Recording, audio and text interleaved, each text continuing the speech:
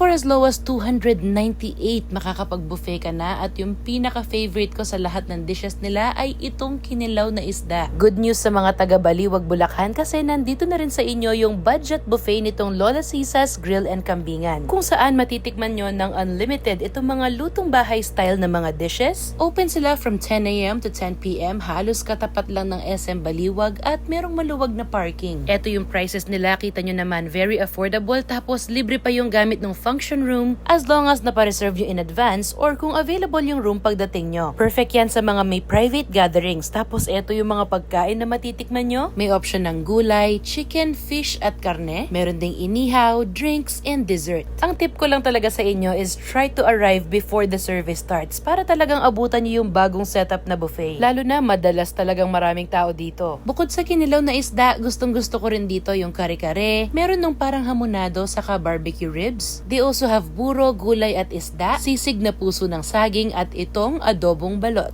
For me, yan yung mga dishes na binalik-balikan ko. Pero sa dami ng pagpipilian dito, there's always something for everybody. For dessert, ang inabutan namin dito fresh fruits, gelatin at maha blanca. Pero yung pinuntahan ko agad ay itong halo-halo. Kanya-kanyang timpla dito at yung pinakagusto ko sa mga sangkap nila ay yung ube halaya. So yun yung dinamihan ko. Sobrang sulit. So sa mga taga Baliwag, Bulacan, itry nyo na rin ang Lola Sisas and enjoy!